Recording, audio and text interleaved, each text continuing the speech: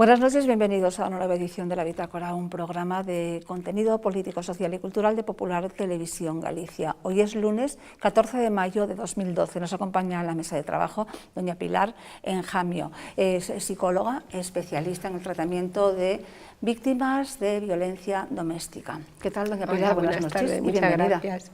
Igualmente. En la esquina de la mesa, don Francisco Novoa, es director del grupo Academia Postal. ¿Qué tal, don Francisco? Buenas noches, Muy bienvenido. Buenas noches. Gracias. A mi izquierda, doña Victoria de Dios, es profesora titular de Derecho Administrativo de la Universidad de Coruña. ¿Qué tal, doña Victoria? Buenas noches, bienvenida. Buenas noches, doña Madalena, encantada de estar aquí en La Bitácora de nuevo y en Popular Televisión. Pues bienvenida. En la esquina de la mesa, don Francisco Fernández Tarrío, es abogado y presidente del Centro de Estudios Públicos Poder Limitado. ¿Qué tal, don Francisco? Buenas noches, bienvenido. Muy bien, un placer, como siempre. Estupendo. Empezamos entonces con el primer tema de la noche. La familia y el evangelio de la vida humana es el título de la conferencia que dictó el miércoles el obispo de Mondoñedo Ferrol, monseñor Manuel Sánchez Monje. Dijo cosas muy interesantes sobre la familia como célula más importante de la sociedad, la familia como refugio en tiempo de crisis, la familia como portadora y transmisora de valores, la familia que es algo que hay que fomentar y conservar. También aludió a la defensa de la vida humana en todos los estadios, desde el momento de la concepción hasta la muerte natural, y reivindicó el derecho a vivir para todos aquellos que no son perfectos y que tienen alguna discapacidad. La verdad, los que estuvimos escuchándolo, pues lo pasamos muy bien, nos encantó y fue todo si me permiten decirlo de esta manera, fue todo un chute realmente oír estas cosas pues en este momento, y que a los que defendemos esto nos da mucha fuerza para seguir diciéndolo y defendiéndolo. Doña Pilar, que bueno, allí estaba también usted escuchando las palabras de monseñor Sánchez Monje. Me encantó porque además me pareció muy poquito el tiempo, que cuando yo termino, sí me parece que todavía está comenzando. Pues insiste en la familia como célula básica de la sociedad, la familia como nosotros conocemos, por la familia, la figura paterna, la figura materna y los hijos, que es lo que yo entiendo. Que el niño tiene que conocer la figura de un padre, la figura de una madre, no la figura ni de dos madres ni de dos padres. Creo que es fundamental para su equilibrio. Él nos hablaba que me gustó mucho también, que me llegó al alma, decía, la familia de esta gente que está en la calle, que no tiene a dónde dirigirse. La casa es tu refugio, la familia es tu refugio. Tienes el beso de tu padre cada noche, te dan educación, te dan comida, te dan un techo, y gente que no tiene absolutamente nada. Entonces insistió también, como decía el Papa, hay que ayudar a los más necesitados. Después la insistencia en la defensa de la vida, que me parece algo fundamental, que es una persona que dice las cosas totalmente claras, pero además le añade un toque de sentido del humor que hace todo completamente ameno. Entonces yo creo que dignidad es la defensa de la vida. Lo que no es dignidad es la defensa de la muerte. Entonces yo creo que la vida humana comienza en el momento de la concepción, y hasta lo que decía también, lo que decía el Papa el otro día, en los últimos momentos. Entonces la vida, la muerte natural, no la muerte provocada, que yo creo que en el fondo de muchas eutanasias se ocultan muchos errores médicos. Doña Pilar, pues muchísimas gracias. Allí estuvimos efectivamente genial, de verdad, me encantó, la conferencia, y sí fue un chute, ¿verdad? Sí, porque además salimos con una paz, sí. Que digo, yo estaba pues con muchas cosas, tengo que hacer esto, tengo que hacer lo otro, y digo yo, pero es que estoy con una paz, que es una persona que tiene carisma, de verdad, que llega a lo que dice. Sí. Y la gente que estaba también, todo muy bien. Sí. Estupendo, sí, con paz y también con mucha fuerza, ¿no? Para compartir. Y saber que hay gente que piensa igual que tú. Para compartir estas cosas. Sí. Entonces, y después terminé diciéndole que eso me dio a mí la razón. Me dice, bueno, que ahora, que lo que dicen del laicismo, eso es falso. 30.000 personas en el 15M, 300.000 en Fátima, de 30.000 a 300.000, que no hay catolicismo y no hay jóvenes. Sé que hay. Sociales. Exactamente. Entonces le dije yo, ¿y no le parece a usted, monseñor, que con las JMJ, que tenemos un motivo para la esperanza? Me dijo, por supuesto que sí. Claro, pues claro, sí, efectivamente, que el laicismo, que duda cabe, que avanza, negarlo sería un poco de tontos, es así, pero que no es irreversible y que tampoco quizá no sea tanto como nos quieren hacer ver, ¿no? Sí, lo hemos defendido en esta mesa más de una vez. En primer lugar, que las raíces cristianas de España están fuera de toda duda. Quizá, cierto que ha avanzado mucho, yo no diría tanto el laicismo como el anticatolicismo en España, porque un laicismo bien entendido se practica en otros países del mundo y se respeta mucho la religión. Estoy pensando en el ejemplo anglosajón, pues el ejemplo perfecto es Estados Unidos, tiene un laicismo legal, pero lo que está mal visto es que nadie crea. Es decir, la espiritualidad está presente también ahí.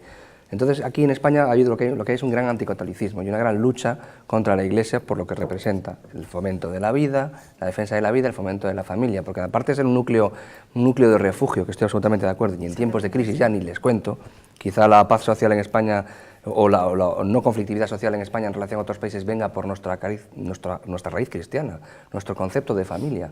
Cuando hay crisis la gente se refugia en casa con sus padres. No tenemos ese concepto anglosajón de despego, de nos vamos de la familia y no volvemos nunca más, ¿no? Tenemos cierto apego a la familia, con lo cual yo creo que, aparte de ese valor refugio, hay un valor de independencia. Y durante los 7 años del gobierno socialista lo que se ha atacado es la independencia de las familias y la independencia de los creyentes, que siguen unos patrones morales determinados independientemente de quién gobierne, y eso siempre es un peligro para el poder, como bien se sabe. Entonces yo, y estoy muy de acuerdo en que la secularización ni está tan extendida ni es irreversible, al revés. Yo creo que si rascamos un poquito y damos un mensaje de esperanza claro, fuerte y con contundencia, volveremos a los orígenes. Don Francisco, Depende de nosotros Totalmente. en cualquier caso. ¿Y usted cómo entiende que haya católicos que vayan a misa, que sean católicos y que digan yo estoy a favor del aborto y de la eutanasia? Yo no lo entiendo. Pues difícilmente se puede Pues hay entender. muchos que dicen eso. Porque están equivocados porque creen que Lo que opina la mayoría. que como es un derecho que es legal y mucha gente confunde lo legal con lo justo. Don Francisco. Bueno, yo no diría que es totalmente legal. Coincido con lo que se ha comentado hoy aquí. Yo creo que la conferencia ha sido, pues yo creo que un buen motivo para que la gente despierte, que se dé cuenta de lo que tiene valor y lo que no tiene valor. Hablamos de la familia como célula de la sociedad. Yo lo he podido comprobar ayer por la noche en Orense. Ayer era la procesión de las antorchas en Orense, Virgen de Fátima, y yo llevo muchos años sin ver tanta gente en una procesión. Un domingo por la noche, a las 11 de la noche se iniciaba la procesión, sabiendo que la gente que tiene suerte de tener un trabajo tenía que estar puntualmente en el trabajo al día siguiente. Por lo tanto, sí que es verdad. Lo que ocurre es que a veces solo nos recordamos de las cosas cuando más las necesitamos. Por lo que afecta al laicismo, bueno, yo diría que es curioso cómo aumentan los cristianos en las zonas más pobres del mundo y, desde luego, en los países más ricos precisamente estamos mucho del laicismo. Es decir, creo que el cristianismo en las zonas pobres, el laicismo en las zonas más ricas, es algo que refleja otra vez el gran acierto que ha tenido Monseñor Sánchez Monje en su conferencia. Pero yo quería hablar un poco más sobre esto, porque yo he tenido la experiencia en mi vida como formador, como una persona que he tratado a muchísimos jóvenes durante muchos años, que antes los padres venían a esperar a sus hijos a la academia, a la hora que fuera, sobre todo por la tarde-noche, y les venían a esperar para acompañarles a casa o para que ellos les acompañasen a casa. Ahora eso no ocurre y las circunstancias y los resultados están ahí. No hay que expresarlos ni hay que decirlos de otra manera. Por lo tanto, en fin, creo que si acaso no es bueno repetir las cosas porque todo se ha tratado ya aquí por los compañeros, pero creo que quería basarme en esos puntos. El cristianismo, ¿dónde? ¿En qué partes del mundo? El laicismo, la necesidad de convivir con la familia, con la gente, no solo con la familia, sino con la gente, y la necesidad que tienen a veces los padres o los hijos o los hermanos de proporcionar, verse, estar juntos y ayudarse. Doña Victoria. Sí, al hilo de lo que ha dicho don Francisco, efectivamente, es decir, la familia es un refugio.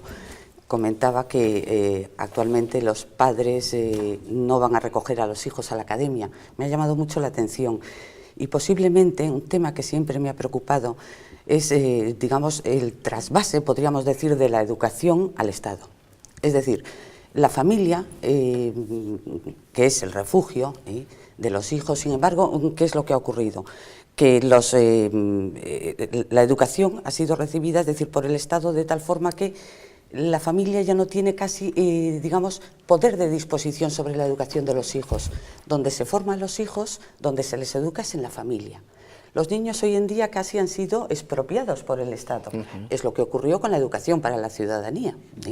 Entonces, claro, hay que volver a retomar. Es decir, quien educa y quien forma sobre todo a los hijos es la familia. Eso es fundamental, eso es fundamental.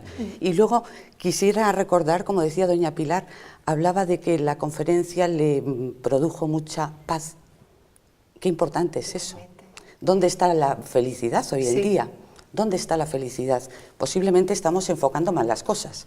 La felicidad está precisamente en estas pequeñas cosas. La felicidad está en ver a tus hijos bien, en ver a tu familia reunida, en las risas, en las peleas, posiblemente en esas cosas. Y por esa razón, como decía don Francisco, la crisis tal vez se está sobrellevando porque está la familia detrás.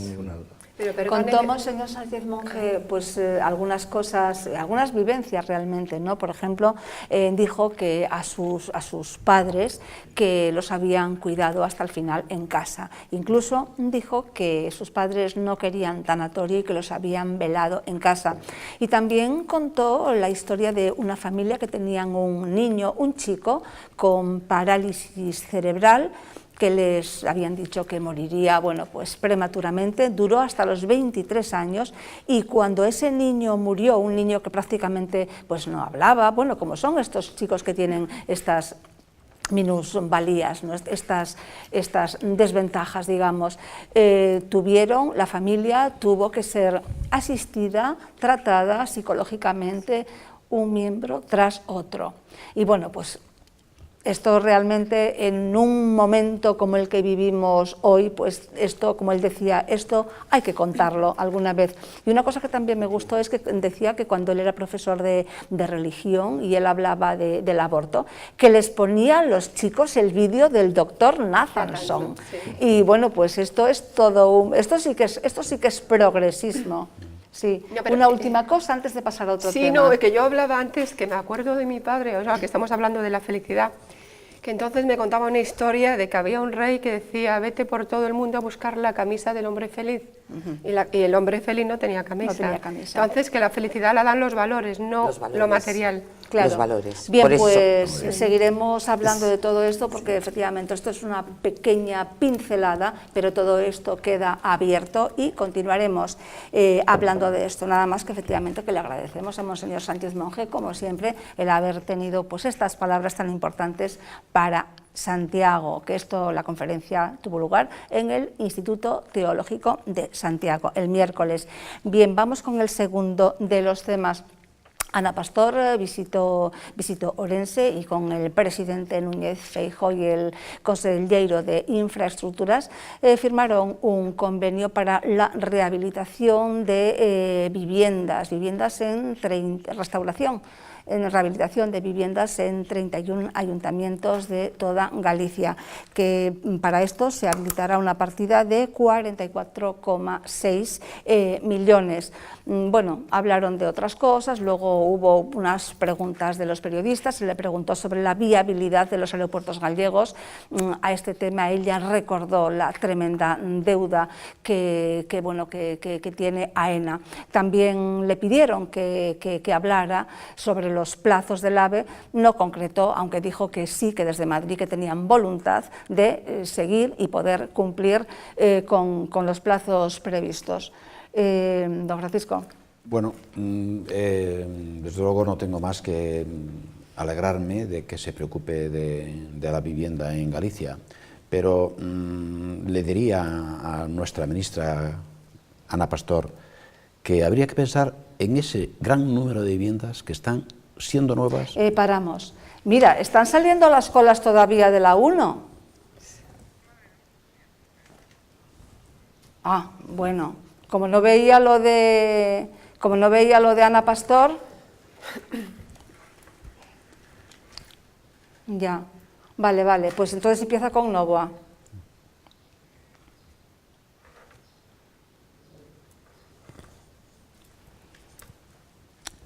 De nuevo. Bueno, que sí me alegra mucho la noticia que nos transmitió Ana Pastor con motivo de su visita a Galicia sobre la restauración o rehabilitación de viviendas. Pero yo creo que había que recordarle también los miles de viviendas que llevan muchos años construidas, están cerradas, están siendo un problema para los que las construyeron y se está perdiendo una oportunidad de que sean ocupadas por aquellas personas que no tienen vivienda o que su vivienda no reúne condiciones para poder habitarla. Está bien lo que ella plantea, pero hay una realidad que engloba más cosas que eso. No solo es tener una vivienda, sino que la economía en Galicia se pueda mover un poco. Porque seguro que esas empresas que tienen esas viviendas y que ahora mismo las pueden meter a un precio rondando el 50% del precio de mercado en otros momentos, lo que harían es ayudar a esa empresa de que pueda empezar a construir de nuevo y al mismo tiempo a hacer uso de inmediato de esas viviendas que están paradas, que se están estropeando y que por falta de una iniciativa en ese sentido tienen que recurrir a rehabilitar, recuperar o reformar cosas que todavía tardarán meses en poder ser ocupadas. Bien. Don Francisco. Bueno, el tema de la construcción en España y de las viviendas que están desocupadas, estoy de acuerdo con don Francisco en que deben ajustarse al precio real de mercado. Pero eso, si quieren, lo podemos enlazar después con la reforma financiera y las cajas, porque realmente ahí está el quid de la cuestión. Aunque es cierto que la rehabilitación, sobre todo en Galicia, en rehabilitación de viviendas, por ejemplo, a efectos de licencias, a efectos de arquitectura, a efectos de construcción, está en auge, porque hoy en día no se vende vivienda. Se intenta rehabilitar la que hay, estoy de acuerdo con usted. Sí, un problema añadido que todos sabemos es que por mucha vivienda vacía que haya, por mucha rehabilitación que haya, todo el mundo necesita financiación para comprar una casa. Claro. Muy poca gente tiene en el cajón 15 o 20 millones de pesetas para comprar una vivienda, con lo cual estamos un poco en las mismas. Se agradecen las ayudas en tiempos de crisis, pues es un esfuerzo, entiendo que un gran esfuerzo del Ministerio de Fomento y de la Xunta, pero veremos. En cuanto a los plazos del AVE y de el resto de infraestructuras, pues creo que la ministra Pastor tiene un gran papelón, un gran problema, porque realmente el Estado no está para gastar prácticamente nada, no está para gastar, pero los compromisos están adquiridos. Pero aquí le exigen que cumpla. Y además, claro, los yo la liberaría, es un problema grave. Yo creo. Yo la liberaría, digo, vamos a dejar el AVE un poco, yo la liberaría. Yo sé que no es políticamente correcto pero decir no esto. Para decisiones políticas, estamos para decisiones casi de claro, economía de guerra, como quien dice. Yo sé que ¿no? me estoy pareciendo ahora a Durán Lleida y estos catalanes que dicen que, bueno, que teniendo percebes, no, este era el extremeño, ¿no? Que teniendo percebes para qué, y que el AVE de Galicia que vale, bueno. Pero bueno, yo prefiero tener otras cosas y paralizar un poco el AVE, ¿no? Doña Pilar. Los catalanes tienen motivos para estar calladitos también. Motivos, claro, para no decir nada, claro. A mí me parece que tenía que fomentarse que todas las personas que se cumpla, que tengan el derecho a una vivienda digna y que tengan una vivienda. Y todo lo demás es secundario. Yo creo que hay que establecer prioridades. Bueno, ella también aprendió, y me alegro mucho, de no hablar de memoria, porque la entrevista anterior, cuando fue, pues, le preguntaban por el AVE en Galicia y la fecha más o menos en que podía estar finalizado, ha dicho algunas cosas que sentaron muy mal. Ahora creo que ha sido muy prudente, excesivamente prudente, al no fijar una fecha, o por lo menos una fecha cercana a la que podemos tener a nuestra disposición en la vía rápida en Galicia. Mejor como así. Cuando los niños nos preguntan cuándo llegamos y les decimos, pues pronto. Efectivamente. Sí. Efectivamente, yo que el AVE llegue cuando llegue.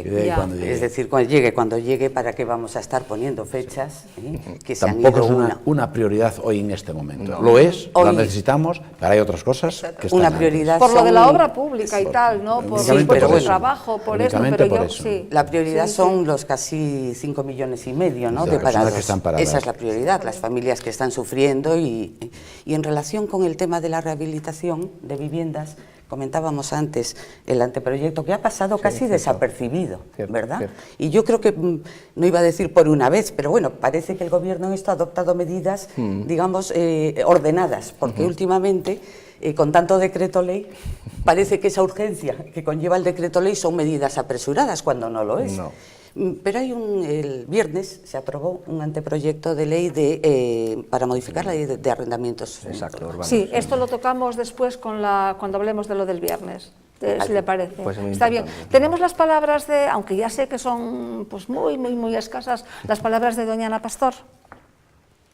se imagina en un tiempo de crisis, lo que quieren los ciudadanos es que se gestionen los aeropuertos como gestionamos cada uno de nosotros, espero, en nuestros propios recursos. Yo creo que los aeropuertos, todos los aeropuertos pueden ser viables, pero desde luego no con la cuenta de resultados que tienen en este momento. Nosotros, como le digo, trabajamos para que los españoles, todos los españoles, pero los ciudadanos de Galicia o del País Vasco o de Alicante, que también tiene que llegar el AVE, puedan tener las mismas oportunidades en transporte que el resto de los ciudadanos. Y por lo tanto, nosotros... Sí, pues nada menos que 14.000 millones que tiene AENA de deuda, que eso es una barbaridad. Bien, como siempre, tema abierto para el próximo programa que seguiremos abundando. Y vamos con otro tema. El Gobierno ha puesto en marcha la segunda y definitiva, esperemos, reforma financiera, que según palabras del propio Rajoy, aunque venga mal, tarde y a rastras, pone fin a 3 años de parches y soluciones parciales. Se trata, según dijo, de hacer ahora lo que Europa y Estados Unidos hicieron hace 4 años, mientras Zapatero decía que teníamos el sistema financiero mejor del mundo. Bien, pues, doña Pilar, por usted, para que no le toque siempre la última. No pasa nada, que escucho con sumo gusto. Sí, la verdad es que efectivamente nos hemos llevado un vuelco, porque llevábamos años, desde el 2008 tal vez, ¿no? 2008, 2007, 2009, donde el sistema financiero era el mejor del mundo. Yo un recuerdo, es que lo tengo en la cabeza, la famosa entrevista entre Pizarro y Solbes. Sí, el debate preelectoral, sí. Donde no había crisis, resulta que había crisis, el sistema financiero era muy bueno y ahora resulta que está, no sé si decir en quiebra, pero bueno, prácticamente, ¿no? Ahora el discurso es que el sistema financiero, dicen, ¿cómo vamos a inyectar dinero? Inyectar dinero a los bancos cuando, por otro lado, se está reduciendo los servicios públicos, cosa que habría que matizar, porque no se están reduciendo los servicios públicos básicos, porque aquí lo que a veces mezclamos lo que son, digamos, servicios públicos, derechos con beneficios, tal vez a mayores, como pasaba, por ejemplo, con el cheque bebé, el famoso cheque bebé de los 2.000 euros. ¿Que es necesaria la reforma financiera? Parece que, yo no soy economista, pero parece que todos los analistas dicen que la reforma financiera era necesaria. Vuelvo tal vez a lo que comentábamos al principio. Es necesaria la reforma financiera, pero tal vez es necesaria dentro del sistema financiero una reforma estructural que hace referencia a los valores. Claro. A los valores. Tal vez esa es la clave. Y la clave de toda la crisis, en definitiva. Es que esa es la clave, y lo decimos siempre, ¿sí? El origen de esta crisis que tenemos brutal y global es una crisis de valores. Sí, es una crisis de valores, donde el negocio era conseguir ganancias a toda costa, sin tener en cuenta la colectividad. Es decir, yo creo que es una crisis de valores, por eso, volviendo a la conferencia, tan importante es la familia. Volvemos siempre los dos núcleos, digamos, que tal vez permitan salir de la crisis al margen de las medidas, son la familia por un lado y la defensa de los valores. Don Francisco, que hacía así con claro, la cabeza... porque, bueno, ya saben que yo creo que el origen de la crisis está en la intervención pública, o sea, es decir, en la intervención pública, en la distorsión de los valores de los que están ustedes hablando. Cuando el Estado garantiza cualquier tipo de operación, pues la codicia sale a flote. Si usted no es responsable de los actos que realiza, pues siempre, si usted dice eliminamos cualquier sanción a los robos, habrá gente bien formada que siga sin robar, pero habrá gente que sea vencida por la tentación y empieza a robar a sabiendas de que no va a tener ningún tipo de consecuencia. Entonces, un poquito han ido por ahí los tiros. Pero lo suyo es complementario a lo que totalmente, decía. es un matiz puramente político, nada más. Estoy de acuerdo completamente. Me estaba asustando, no, por Dios. Prevención o sanción. Exactamente, quiere decir que si no hay responsabilidad de los actos, usted no puede entender la libertad sin el contrapeso de la responsabilidad. Pero si me dejan dos cosas o dos matices. Primero, me acuerdo mucho de la frase de Zapatero de que estábamos en la Champions League. Sí, ¿se acuerda? Y ahora estamos luchando por no descender, prácticamente. Pero hay que también diferenciar. Sistema financiero no es equivalente a bancos. Vamos a ser serios. La crisis del sistema financiero español viene básicamente o en su gran medida por las cajas de ahorro. Es decir, nuevamente por la intervención de los políticos en la gestión de créditos digamos que de dudoso origen o de dudosa devolución o por intereses más bien oscuros. Hablábamos el otro día, que no sé qué caja era, que de los 40.000 millones de deuda, solo 1.000 eran deuda industrial, el resto era para favores políticos, créditos a los propios consejeros, entonces era hay que de la dejarlo, CAM, exactamente, hay que dejarlo siempre muy claro. Y luego otra cosa, la reforma del gobierno no pretende, en principio, dar dinero público o inyectar dinero público en las entidades, porque a los bancos, entidades privadas, se les exigen los recortes y las provisiones a costa de la cuenta de resultados. Es decir, por un lado la banca privada va a tener que ajustarse con sus propios resultados y por otro lado la banca pública o expública es la que le van a poner el dinero. Los políticos al rescate de los políticos, podría decirse. Y ya sé que el tema precisamente de las cajas de ahorro de España pues es un tema pues, muy peculiar, ¿no? Pero esto realmente es una crisis financiera internacional. Lehman Brothers no es español y lo cierto es que tiene que ver con el dinero, tiene que ver con la usura. No, pero Lehman Brothers tiene que ver con la usura y tiene que ver con contar mentiras a los que menos saben y venderle preferentes a los que no tienen un perfil financiero, etcétera, etcétera. Pero la crisis empieza por la crisis. Tiene que ver con el abuso del fuerte sobre el débil y es eso, aunque luego hay que matizar, desde luego. Don Francisco. Bueno, yo creo que la ley de reforma financiera cubre muchas necesidades que tenía este país, pero fundamentalmente lo que se quiere es limpiar los balances de las entidades bancarias y disipar las dudas que el mundo, que sobre todo los países europeos tienen sobre la banca en España y sobre el verdadero valor de los inmuebles, de los activos que llaman malos. Ahora bien, yo presiento que no va a ser un éxito la ley, porque para ello tenían que ponerse los grupos políticos de acuerdo. El PSOE ha nacionalizado, ha intervenido Caja Castilla-La Mancha, el Partido Popular acaba de actuar sobre Bankia y no veo yo una actitud positiva de los grandes partidos de este país de ponerse de acuerdo y evitar que los otros países de Europa nos estén vigilando a ver si nos pueden echar los dientes en cualquier momento por los fallos que podamos cometer aquí. Creo que la ley de reforma financiera es necesaria, puede ser una solución, pero hemos de apostar todos por ella, no solamente el partido que gobierna. Pero hay que seguir fusionando, ¿no? A ver, es que sobre esto, primero, no estoy de acuerdo en que Europa esté deseando meternos el diente. Está deseando saber si le vamos a devolver el dinero que nos han prestado. Vamos a poner las cosas en su sitio. Los morsos somos nosotros. También. Entonces, eso es una cosa que hay que dejar bien clara. También. Y después sí, pero fusiones. con matices. Esto tenemos que debatirlo un día fuera de programa. Sería un buen especial. Hay algo de todo. Pero fuera de programa, porque yo sí creo que es una conquista. Hay algo Lo de que todo. pasa es que en lugar de ser una conquista, la antigua usanza, por tierra, mar y aire, es una conquista pero económica. Pero porque nos hemos dejado. Bueno, Literalmente, sí, ¿por qué nos hemos dejado? Porque teníamos menos armas. Pero no los ciudadanos, que yo no pongo a los ciudadanos en la picota, digo nuestros dirigentes. Porque nos hemos dejado engañar, porque han engañado a los bancos. Venga, tengan dinero y hagan esto y hagan lo otro. Bueno, sí. Que yo estoy de acuerdo. Porque los políticos tampoco son una gente tan desalmada que le dicen, bueno, vamos a hacer depuradoras. No. No, yo conozco políticos buenos que han recibido dinero para hacer depuradoras, para hacer un palacio de congresos, y lo han hecho no por ser malas personas, sino porque se decía que se podía y que venía dinero de allá y que luego había facilidad de pagarlo, etc. Entonces los políticos nos han financiado con la burbuja inmobiliaria y con los créditos de las cajas, doña Magdalena. Pero no con mala intención, no, yo creo que han sido engañados. Yo creo que han sido engañados. Yo soy más escéptico. Que han tenido buena voluntad y que muchos políticos han querido, cuando han construido una piscina climatizada en un pueblo pequeño, lo que querían realmente era, habrá alguno que no, pero querían pues servir al ciudadano.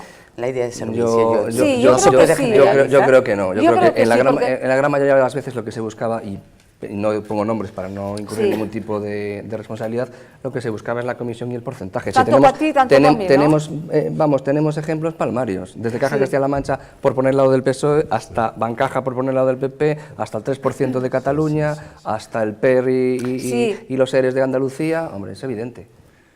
Yo tengo en mi caso, hay honrosas excepciones. Yo tengo en mi familia incluso casos que a lo mejor algún día cuento. Doña Pilar. Que yo digo, estoy de acuerdo totalmente a favor de la reforma fiscal, pero últimamente me pregunto a costa de qué y de quién. Yo creo que hay mucha corrupción de trasfondo y estoy de acuerdo con don Francisco, la intervención política de esta gente que pertenece en los bancos, que a veces también no es solo político, la mala gestión de las cajas de ahorros de los bancos, hay muchas cosas de trasfondo y de mucho atrás. Sí, entonces ahora... Totalmente. Bien, pues Es decir, parece y que van a estaban trabajar politizadas. trabajar para que vuelva el crédito. Realmente va a volver el crédito. Efectivamente. Eso es lo Porque, importante. porque a mí me Es lo llama mucho primero. la atención cuando dicen, no, se va a dar dinero a los bancos, pero no es dinero regalado. Digo, hombre, es que solo faltaría. Pero el señor que No se quiere, trata de eso. el empresario, el autónomo que quiere su Claro. línea de descuento como siempre, tampoco es a fondo perdido, tampoco es regalado, pero va a tenerlo al interés debido. Entonces eso es lo que es necesario. En cualquier caso, permítame solo un apunte. Yo creo que estos grandes problemas que tiene un país se solucionan con grandes decisiones. Y yo creo que todos los partidos políticos en general, pero especialmente los dos mayoritarios, tienen que sentarse y resolver este problema. Llega el tiempo en el futuro para luchar por el voto. Ahora mismo este país lo necesita. Y lo necesita sobre todo esos casi 6 millones de parados que tenemos en nuestro entorno. En cualquier parte existen familias enteras que no tienen trabajo y desde luego difícil será la familia que no tiene a alguien afectado por el desempleo. Algo importante que, bueno, ya sabemos, ya lo hemos contado en muchas ocasiones, es que el Gobierno va a exigir que las comunidades autónomas cumplan con el déficit de 1,5 del PIB. Incluso no descarta la intervención de algunas. A mí me llama la atención, bueno, pues que cómo no interviene, por ejemplo, las cuentas de la Comunidad Andaluza, pues de Valencia, de Cataluña. Pero se van y se atreven con Asturias, se atreven con Asturias cuando realmente, según ha dicho el señor Cascos, pues tienen previsto un 0,90 de déficit para este año 2012. Por eso dice Foro, y me parece que muy bien dicho, que puede ser que haya algún interés extrafinanciero que no tenga nada que ver con esto, precisamente detrás de esta supuesta intervención, y usted dice que sí, pero precisamente él piensa recurrir y piensa acudir sí, de hecho, he ido a quien tenga que sí, acudir. Yo me río porque ve como siempre hay alguna mala intención en las intenciones políticas de los gobernantes en general. Siempre hay que mirar esa vuelta, ¿no? No, es que me llama la atención qué es lo que les pasa con Asturias, que es que no les dejan salir adelante. Sí, pareciera que pareciera una cosa un poco infantil, ¿no? O lo tengo todo para mí o no dejo de hacer nada, porque realmente ha pasado esto. Han repetido las elecciones, hay un bloqueo en principio Han utilizado la excusa del bloqueo político, pienso yo. Que es el PP de Madrid, ¿eh? Por Que eso, es el por PP eso. de Madrid porque Cascos y Mercedes Fernández se entienden bien o pueden entenderse. Estoy con usted, hay motivos más que sobrados para intervenir antes otras comunidades. Es mi opinión. Claro. Hay una que se está declarando prácticamente en rebeldía fiscal, como es Andalucía, lo ha dicho, y bueno, pues quizá representa mucho más. Las gobernadas por el PSOE están en rebeldía. Pachi López ha dicho ayer que no piensa pero incluso aplicar por no poner solo las del PSOE, las doña Magdalena, medidas. en Valencia también está como está. También. Pero Valencia es una cosa como que es intocable. Yo creo que es un tema delicado también, va a ser muy delicado, hay que esperar a ver cómo se comporta el gobierno y desde luego hay que pedir responsabilidad a todas las comunidades autónomas para que intenten cumplirlo, porque si no es así estamos con un gravísimo problema. Diría que las administraciones públicas, en este caso comunidades autónomas o administración central, deben evitar la tensión, no tensionar la relación entre comunidad autónoma y gobierno, porque eso sería un error y sería un retroceso en algo que consideramos que es de suma importancia. Doña Pilar. Yo creo que todas las comunidades autónomas son eslabones de un conjunto que es España. Entonces yo creo que se exige, no las comunidades autónomas, lo que decía don Francisco, en la enorme crisis económica que tenemos para salir, ya no hay ideologías ni hay colores, entonces la unión de un partido, del otro, de comunidades, del conjunto que es España, que es lo que interesa. Sí, totalmente de acuerdo. Y no acabo de entender las razones. A mí me gustaría saber si hay razones ocultas. Claro. Y como no lo sabemos, dices, estará actuando de una manera lineal, correcta, ¿qué es lo que pretende el Ministerio con semejante afirmación? Yo no acabo de entenderlo. Dudo que se llegue a intervenir. Por otro Yo lado, pienso que son intereses personales, ambiciones personales y Si son es- como había- berrinchitos si así y fuera, caprichitos. pues si así fuera es tremendo. Había Son dos berrinchitos extremos, y caprichitos. Pero Si es así fuera, es fundamen- tremendo. Es fundamental lo que dice doña Pilar, de volver a pensar las autonomías como parte de la Con nación, calma, como parte del totalmente. Estado, y remar todos en la misma dirección.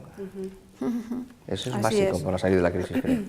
Bien, pues el Gobierno elegirá a las comunidades autónomas, que ya está dicho.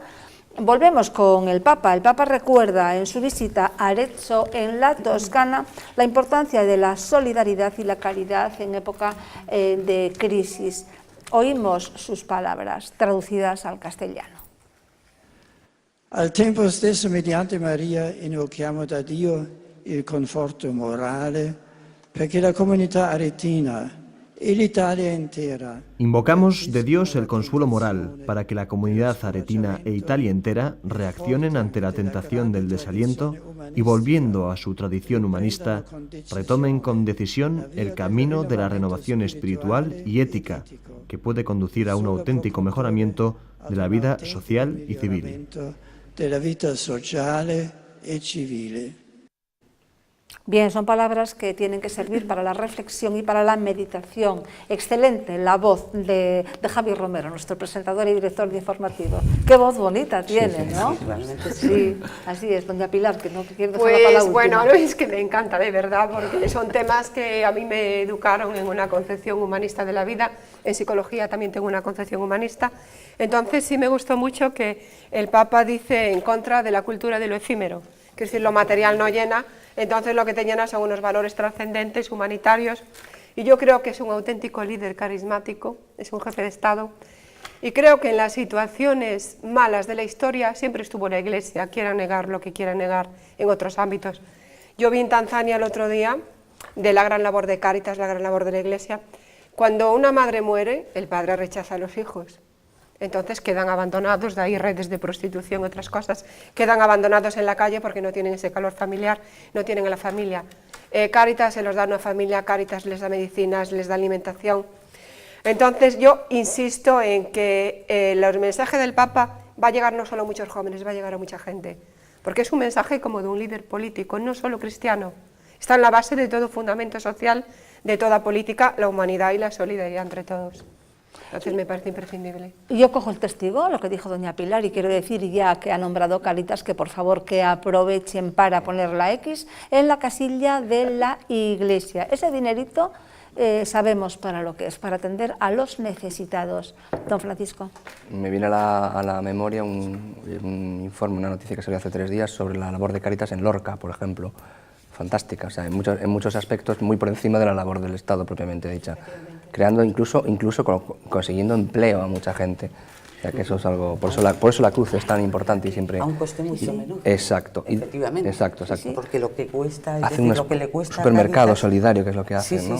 Sí, la labor es impresionante. Sí que lo es, sí y que yo lo me es. sumo, desde luego, a la X en la casilla. La labor que hace Cáritas es impresionante. increíble. Es impresionante. Sí. Y ahora en estos tiempos de crisis. Y el otro día también venía una noticia, más o menos, no recuerdo exactamente los datos, pero creo que buscar trabajo, es decir, a Cáritas le costaba, podía ser como 2.000 euros y al INEM como 11.000. Sí, la cifra de Lorca era escandalosa. Era no sé una si de 400 personas habían colocado 150 o 200, sí. Un porcentaje altísimo. Exactamente. Y es curioso, también decía un miembro de Cáritas, es decir, ahí que tienen en cuenta las personas. Es decir, no son números, son personas. Y cuando una persona se la trata como tal, cambia totalmente. Así es. Y además que no te preguntan de si eres de este partido o del otro y a quién eres votas. Un ser humano o a quién que enlaza con el mensaje del Papa completamente. Sí. Ese es el valor humanista de verdad, ¿no? El de verdad. Y luego lo que decía del materialismo es cierto. Conseguir bienes materiales no es un fin, un bien en sí mismo. Realmente lo que significa muchas veces precisamente es el valor que tienes detrás, el del sacrificio, el esfuerzo, el trabajo, la honradez. Eso es lo importante, no lo que consigas con esos valores, sino tener esos valores. Eso es algo fundamental. El hecho de que tú tengas mucha riqueza no es bueno en sí por los bienes que tienes, sino porque la hayas conseguido aplicando esos valores. Eso es fundamental. Sí. Por eso el mercado sin valores, o el mercado sin responsabilidad, o el mercado sin humanismo, no tiene sentido, deshumaniza. Sí. Y por eso no debemos entender o no podemos entender la política y la economía como algo independiente de estos valores, si no están no. impregnados, entonces, pues, como decía aquel, vamos muy mal, don Francisco. Recupero la frase del Papa, la solidaridad, que no es precisamente dar aquello que nos sobra, sino compartir lo que tenemos y lo que somos. Hay una parábola de la Biblia que dice que los ricos daban las monedas que les sobraban y los pobres daban todo lo que tenían. Y yo aquí, en este punto, quiero pedir que se reconozca a la Cáritas cuánto valor tiene en este momento, porque todavía hay partidos y todavía hay personas que critican lo que está haciendo Cáritas y además dicen que lo que hace no sirve para nada. Creo que no es justo y creo que merece una reflexión para todos, porque todo el mundo está, en este caso, comiendo y bebiendo del mismo pan y de la misma agua. Es los que no tienen, los que tienen la necesidad de ir allí a pedir, que ya no es poco, porque la gente tiene a veces cierto orgullo y cuando tiene que ir a pedir para comer para los miembros de su familia, creo que ya es un sacrificio bastante importante. En este caso, Cáritas está haciendo una gran labor. Comunidades como, por ejemplo, la andaluza, que han llevado en sus propuestas la eliminación de cualquier tipo de subvención a entidades como Cáritas. Sí, a petición de Izquierda Unida. Exactamente. Exacto, ¿eh? Sí. Que no es Y algo de hecho me parece que inconcebible. en Jaén o Sevilla le retiraron ya la subvención que les daban. Eso Que es claro, inaudito. que eso es inaudito. Sobre Eso todo es malévolo, Totalmente. malévolo total. Yo desde aquí también quiero, desde luego, hacer un reconocimiento a las hermanas de la Caridad. Doña Pilar, que el otro día precisamente Monseñor Sánchez Monje también hizo alusión a ello. Las hermanas de la Caridad, que han trabajado siempre y siguen trabajando por los más necesitados, por los desamparados, y que cuando, lo contábamos, señor Sánchez Monje, que cuando empezó esta enfermedad tan terrible, que ahora ya parece que lo es menos, porque se ha cronificado, que es el SIDA, que no había mucho mito en torno a ello, que si te contagiabas al tocarlo, que si era por no sé qué, pues las monjitas de la Caridad eran las únicas que estaban tratando a estos enfermos. Y bueno, pues ahora pues siguen con esto, y siguen con personas con tetraplegia, y ahora drogaditos de rehabilitación también. Y ahora Sí, se sí, las es está impresionante. intentando desprestigiar debido a intereses económicos, No hay de derecho, audiencia no hay detrás, derecho a que eso. ahora lo sacan semana sí, semana no, en algunas cadenas generalistas, pues con el tema de los niños, que bueno, efectivamente, si hay alguno robado, pues bueno, que se solucione, que se Por investigue y supuesto, demás. por Pero supuesto. vamos, me apuesto a lo que sea a que todo eso es un montaje. Es un montaje para ganar dinero. Yo creo que con el... Para ganar dinero y para desprestigiar a la Iglesia. Ya, por supuesto. Con Es muy delicado ese tema. Yo luego, si hay casos de ese tipo, pediría que se exijan las responsabilidades que sean necesarios. Ahora, que no se utilice eso para otros fines o para otras reivindicaciones que no coincidan con la realidad. Creo que no, ni tanto ni tampoco. Creo que las cosas en su Es que justo ya está momento. bien de que si hay algún ejemplo, porque insisto, la Iglesia la forman personas, las personas pueden tener sus debilidades, pueden ser buenas o malas, pero ya está bien de entresacar la excepción para manchar a toda la Iglesia con esos ejemplos. Que O sea, además ya luego está dicen, bien. sí, fulano, y además era católico, apostólico y romano, y además Sí, católico, apostólico y efectivamente. romano. Óigame, que ya está bien, Efectivamente. pero bueno, la ciudadanía yo creo que es adulta y sabe cuando vienen mensajes con determinadas intenciones aviesas. Bien, pues lo seguimos comentando, vivimos momentos muy críticos por los recortes, la falta de trabajo y bueno, inmersos en un sistema de capitalismo salvaje que ha fracasado. Muchos en vista de esto salen a la calle y piden otras cosas, piden pues más gobierno, quieren ser gobernados más férreamente y desde luego el movimiento 15M, aun dándoles la razón en algunas de sus propuestas con las que podemos estar medianamente de acuerdo, desde luego no es ni la forma correcta ni tampoco el fondo correcto. Sobre el movimiento 11M o 15M, sí. Bueno, es los indignados, es decir, si utilizamos el término indignados, Ya está. ¿verdad? Indignados estamos todos, esa es la cuestión. Término equívoco. Claro, pero ¿qué pasa con el 15M? ¿Vale? Efectivamente tienen frases, tienen imaginación, simpatía para esas cosas, es decir, esa frase tan repetida a lo largo de este año, no hay tanto pan, es así, ¿verdad? No hay pan para tanto No hay chorizo, pan ¿no? para tanto chorizo. Bien, dices tú, pero vamos a ver, es decir, ¿qué hay detrás? Porque al principio, el año pasado, cuando se inició aquel movimiento, bueno, posiblemente fueron personas de buena voluntad. Yo misma hace un año decía, casi me sumo al 15M. Después me llamó la atención que el 15M era antes del 22M, ¿no? Es decir, había unas elecciones previas. Este año, bueno, efectivamente, poder de convocatoria, lo comentábamos antes, 30.000, 40.000 personas, me da igual, 50.000. El movimiento, las redes sociales... Menos que en las anteriores convocatorias, hay que decir también. Y que somos más los que hemos ido a votar. Exactamente, y 300.000 sin redes sociales ni movimientos 2.0 en Fátima el domingo. En Fátima, sí, en Fátima el domingo. Eso es importante tenerlo en cuenta, sin el sistema de, pues, a través de Twitter y todas estas cosas. Tampoco en Orense ocurrió eso, tampoco fueron citados los vecinos de Orense para asistir a la procesión por ningún medio. La gente fue espontánea y llenó las calles de Orense. Y los de Coruña, que todo hay que decirlo, también en Coruña hubo su... Sí. De todas maneras, a mí si me permiten, no sé si he terminado, doña Victoria. Sí. Vamos a oír lo que dicen los espontáneos de la calle que acuden a estas manifestaciones. La respuesta para mí ha sido bestial, me ha sorprendido, que es lo que deseaba, ¿no? Me parece maravilloso, creo que hay más gente que el año pasado y creo que deja bien claro que no estamos nada conformes con lo que está pasando. A mí me ha emocionado, me ha gustado, no sé, llegamos desde las 7 y hemos visto mucha gente, muchos tipos de personas, muchas ideas, me ha gustado. Lamentablemente creo que no va a surtir efecto. Pero bueno, hay que seguir. Y estamos todos, la verdad, que muy positivos en comparación al año pasado, que este año hay menos gente, pero hay más apoyo, la verdad, menos infraestructuras. Bueno, quiso decir que este año hay menos gente, pero mejor, ¿no? ¿Quién estaba, don Francisco, estaba usted? Yo niego la mayor de base. Yo creo que 15M es un movimiento orquestado desde el inicio por la extrema izquierda en España. Total. Y no hay más que ver el registro de los dominios de Internet del movimiento. Quiero recordar que por una persona cercana a Izquierda Unida de Andalucía. Y el manifiesto habría que verlo. O sea, son viejas recetas, pero con iPhone y con iPad, ¿no? Si me permite una cosa, dice usted... Que todos tienen iPhone, los que por están. Por eso lo digo. Dicen ellos, fíjese, porque lo que proponen es banca pública, más intervención, más socialismo, en definitiva, más cadenas. Entonces, cuando dicen, no hay pan para tanto chorizo, claro, ellos le quieren dar la barra entera. Es decir, en vez de decir, pues quitemos más pan, ellos le dan más barra todavía, ¿no? Eso de capitalismo salvaje es una contradicción en sus propios términos. Eso es no saber lo que es capitalismo, porque es el sistema de cooperación social voluntario y pacífico. No es eso. Bueno, capitalismo salvaje existe, ya está no, acuñado, si es salvaje, si es salvaje no puede ser capitalismo.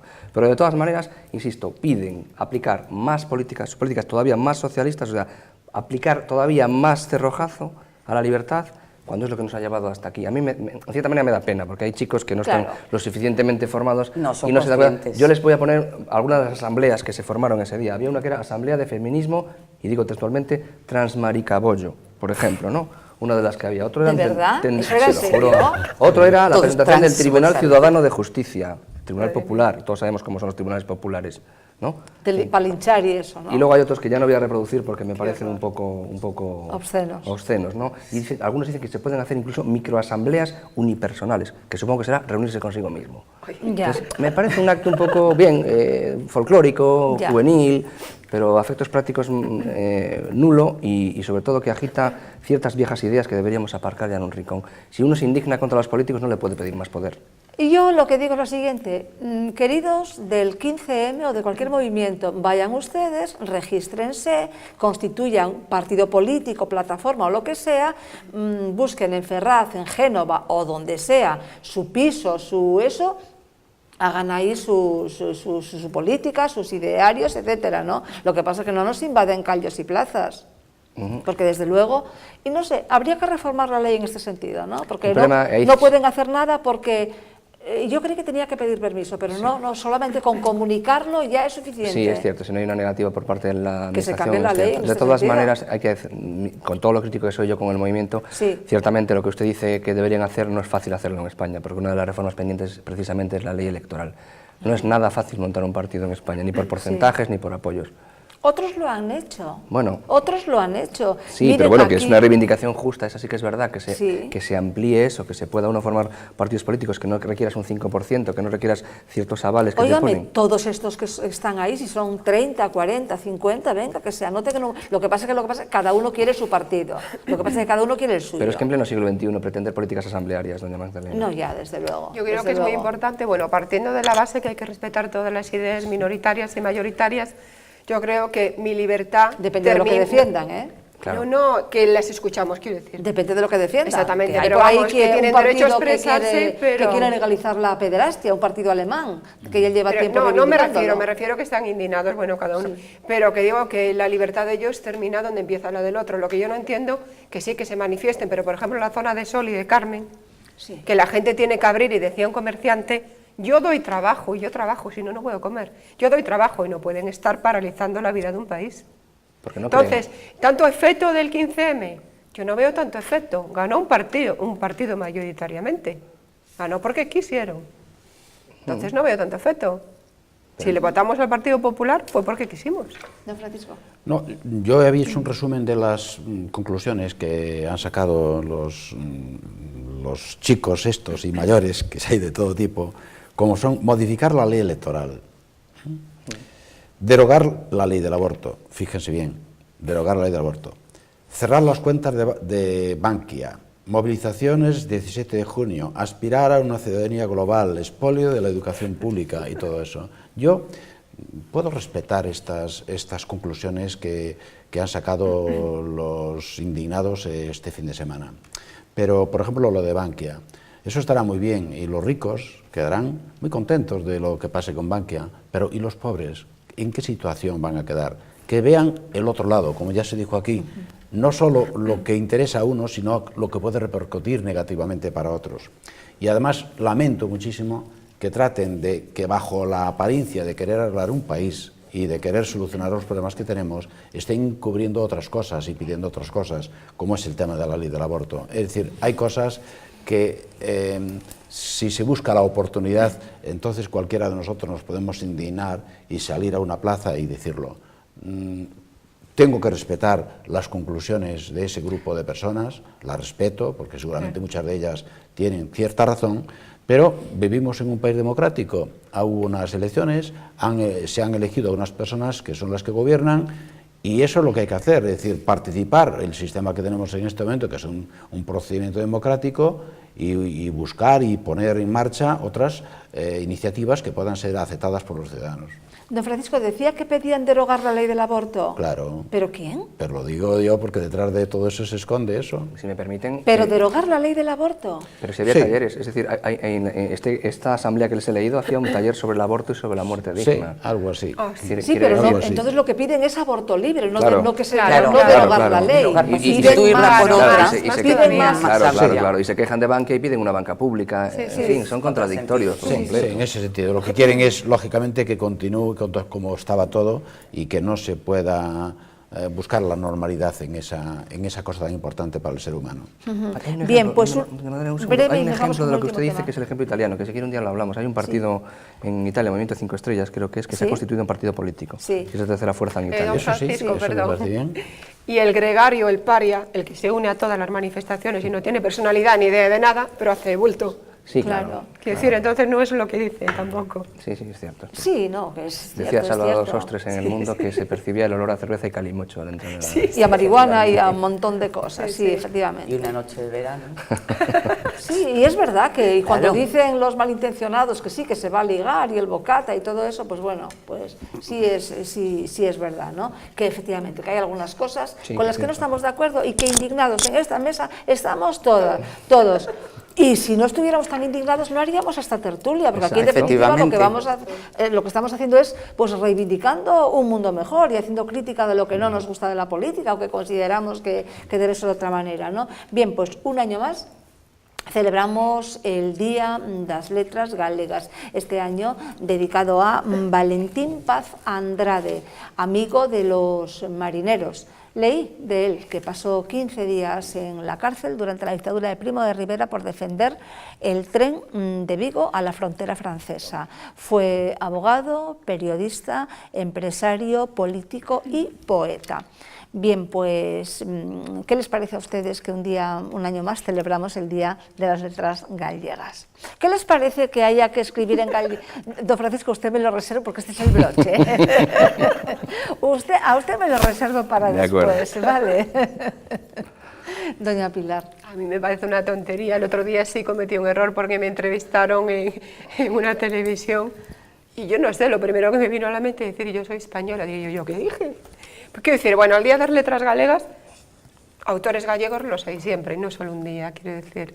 Pero entonces, bueno, hombre, sí está bien, me parece bien esta persona, además, don Valentín Paz Andrade, me parece bien porque, aparte de ser abogado, aparte de ser político, sé que creó 2 periódicos y que fomentaba la libertad de expresión, entonces para mí eso ya merece un gran honor, el que te dejen expresarte lo que tú quieres. Yo soy un discrepante en este sentido y digo que Galicia tiene una oportunidad que no tienen otras comunidades autónomas de poseer su lengua propia. Por lo tanto, yo creo que toda la labor que se haga en la defensa de nuestra lengua no es malo. Uso voluntario, de manera totalmente informal, si es posible, como hicimos en nuestros pueblos cuando nacimos, los que vivimos en un pueblo, hablábamos un gallego muy bonito, precioso y sin necesidad de ajustarnos a una normativa. Con respecto a Paz Andrade, creo que ha sido un acierto, porque además de ser político y escritor, ha sido un gran empresario, y todos recordaremos, si tenemos en nuestra memoria, la empresa Pescanova. Por lo tanto, creo que en este caso, José Luis Seitos, que ha hecho una referencia muy abundante sobre este hombre y para justificar el por qué se le otorgaba este año el Día de las Letras Galegas, creo que ha sido un acierto. Estoy muy contento de que sea así y que se siga trabajando sin olvidar que tenemos una lengua nacional, que también es nuestra, pero que el gallego es algo propio y que tenemos que mimar. ¿Y si alguien escribe en castellano? No pasa nada. ¿Pero se le da el premio también? ¿Se le va a dedicar un día? Habrá premios para las personas que escriban en castellano. No, pero en Galicia, Día de las Letras Galegas. No los hay. En Galicia no. Creo que, en todo caso, eso es una cuestión, yo creo que en este día, como el que va a ser pasado mañana, menos importante. Es decir, no todos los países del mundo o no todas las ciudades o comunidades de España tienen la oportunidad de tener una lengua propia como la nuestra. Yo la reivindico, la respeto y eso no lo hace incompatible con el castellano ni con el inglés. Bueno. Es porque podemos utilizar las 3 lenguas. Yo estoy de acuerdo con don Francisco. A ver, estoy de acuerdo usted con es él. su opinión, que esto es una tertulia Sí, libre, estoy de acuerdo con él, donde... es decir, y me parece importante, yo no sé hablar gallego porque he vivido muchos años fuera, pero sin embargo me parece que es la lengua propia y la respeto y me gustaría poder hablarlo. Gallego muchas veces, sin y en problema. programas de televisión. Otra cosa es, y tal vez, es decir, lo bueno del Día de las Letras Gallegas es precisamente una manera de fomentar pacífica, a través de la cultura. ¿Qué es lo que ocurre? Es decir, cuando se hace a través de la imposición, ahí ya no puede ser. Ahí no estoy de acuerdo. Ahí ya no puede ser. Entonces, por eso decía que estaba al margen de mi opinión, yo estaba de acuerdo con lo que decía don Francisco, no sé qué dirá ahora. Me imagino que no estará nada de acuerdo con lo que digo yo. No, sí podemos estar de acuerdo, seguro. En primer lugar, entiendo que debería ser el Día de las Letras en gallego, porque las letras gallegas son en gallego y en castellano. En segundo lugar, no creo que existan lenguas propias en Galicia. Existen lenguas de los ciudadanos, no de los territorios. Bueno. Porque decir que el gallego es la lengua propia de Galicia implica decir que el castellano es impropio o ajeno, y no lo es. Mi abuelo era ferrolano de pura cepa y nunca habló gallego. Es menos gallego que el que habla gallego en un pueblo. Al estatuto, que es el que el estatuto, yo le hablo de la moral y no de las leyes. Por lo tanto. En segundo lugar, yo respeto a los ciudadanos, no a las lenguas. Y me parece muy triste que olvidemos o que intentemos disociar la cultura o asimilar la cultura gallega con el gallego. Ya uno empieza a estar bastante harto. Valle Inclán era un gran gallego y escribía escribía en castellano de una manera brillante. Rosalía también. Muy brillante. Pues el Día de las Letras Gallegas, señores, que se dé a autores en castellano y en gallego. Porque esa imposición de la que habla usted, doña Victoria, no es más que la consecuencia lógica de adoptar postulados como lenguas propias, galleguismo e identificar Galicia con el gallego. El castellano no se ha impuesto nunca en Galicia, ha coexistido naturalmente desde los inicios con el gallego. Y una persona es tan gallega hablando en castellano como hablando en gallego, por lo tanto no tiene que haber ningún tipo de discriminación. Y aparte tenemos una gran virtud como comunidad, no solamente tener dos lenguas, que es una virtud, dos lenguas, no la comunidad, sino los ciudadanos, sino que coexisten, que yo puedo hablar en gallego perfectamente con usted y usted contestarme en castellano. Pues no hagamos diferenciaciones.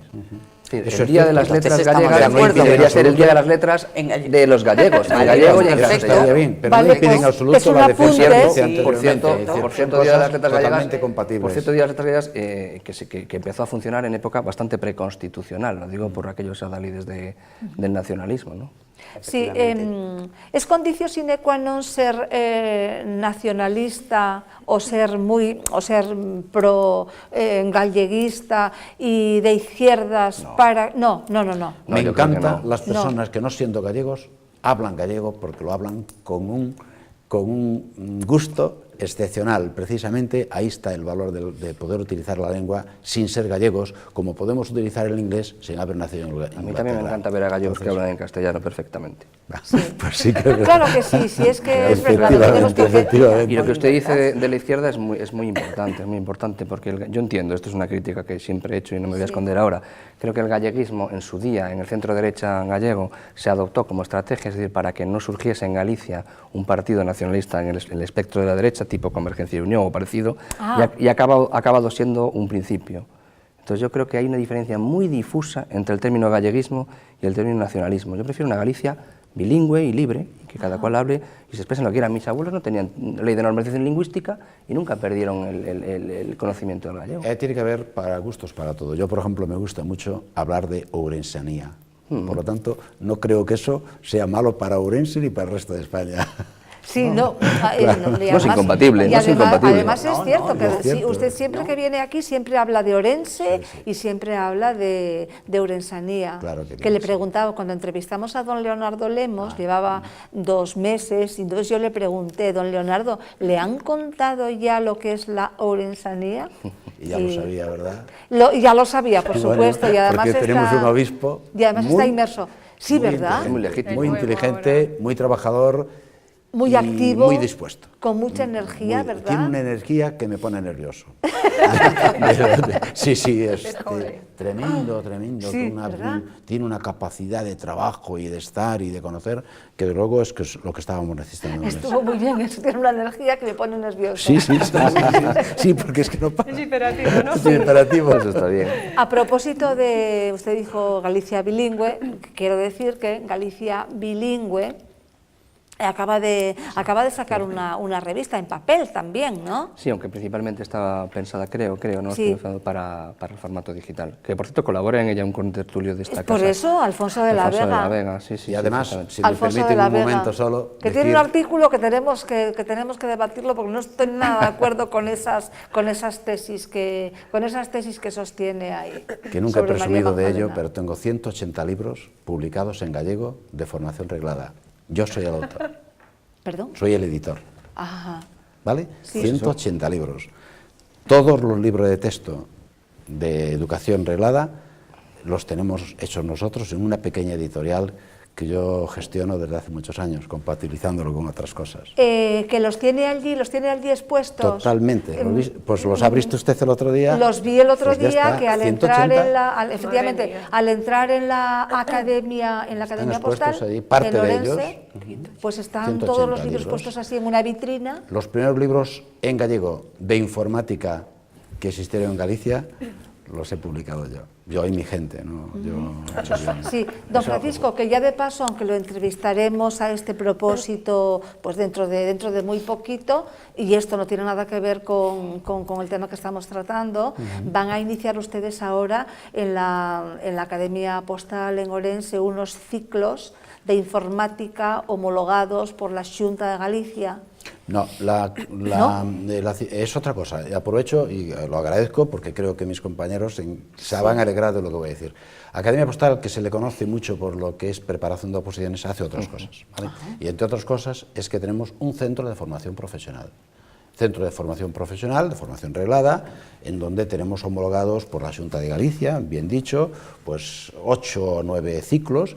y que trabajamos, es un centro privado con autorización administrativa de la Xunta, por tanto, formamos a nuestros alumnos y los examinamos y luego los introducimos en el trabajo a base de las prácticas y de la experiencia de las empresas. Es un centro de formación profesional. Ay, qué interesante que me haya corregido, porque yo creí que era es un centro de formación profesional y que no lo estamos pasando bien, porque realmente la crisis también influye de que aquellas personas que a lo mejor querrían ir a un centro determinado, si tienen que pagar, eligen otro que esté en la comunidad autónoma, que puede ser tan bueno o mejor, pero que le es gratuito. Entonces, bueno, nosotros creímos que había un espacio para esa formación, como lo tiene Caixa Nova en Orense, que tiene un centro de formación profesional amplísimo y que cierra este año, por cierto, y estamos ahí donde creemos que debemos estar. Y en este caso estamos en la formación profesional. Bueno, pues hablaremos de eso ampliamente. Y de los libros también. Y este año que hemos publicado 22 libros nuevos, les invitaré a la presentación pública que vamos a hacer en los próximos meses. Ajá, muy bien. Bueno, pues hasta aquí la bitácora de hoy, no se terminó un poco así de manera... Yo quiero recordar una frase diferente que me dijo don Manuel Fraga hace mucho tiempo y yo lo recordé otra vez, simplemente... ¿Cuando le tenían el colo? No, después. Después, sí lo he visto en varias épocas de mi vida, pero después se lo recordé hace poco, bueno, que hablando de las comunidades autónomas solo dijo una cosa: ser gallego, no nos olvidemos que es una manera más de ser español. Justamente, estoy de acuerdo totalmente con él, como muchas cosas de él. Así es, muy bien. Pues hasta aquí la bitácora de doña Pilar, muchísimas gracias. Gracias. ¿Ha estado a gusto? Muy bien. Un inciso, me olvidé de una cosa, que tengo que hablar de la gran labor también que me olvidé de los franciscanos. En los albergues y todo me olvidé antes. Bueno, pero lo hablamos en el próximo programa. Vale. ¿De acuerdo? De acuerdo, muchísimas gracias, don Francisco. Pues muchísimas gracias y a seguir defendiendo esa ourensanía. Pues nada, eso no es más que un deber, porque lleva consigo ser ciudadano de este país. De Maceda, además. Y además de Maceda. Además de Maceda. La Virgen de los Milagros. Pues mira, aún fui a visitarle doña Victoria. el sábado. Aún fui a visitarle el sábado, me pongo una escapadita desde allí, tengo yo una casita ahí al lado mismo, cerca del santuario, y me voy allí a hablar con ella un ratito. Muy bien, claro. Doña Victoria, muchísimas gracias por haber venido un día más a la bitácora. Muchísimas gracias, doña Magdalena, encantada. Don Francisco, un placer, como siempre. Muchísimas gracias, como siempre, bitacorero. Pues muchísimas gracias a ustedes por acompañarnos un día más. Nos despedimos hasta el miércoles. A eso de las 10:30 estaremos nuevamente con ustedes para analizar la actualidad. Que sean felices.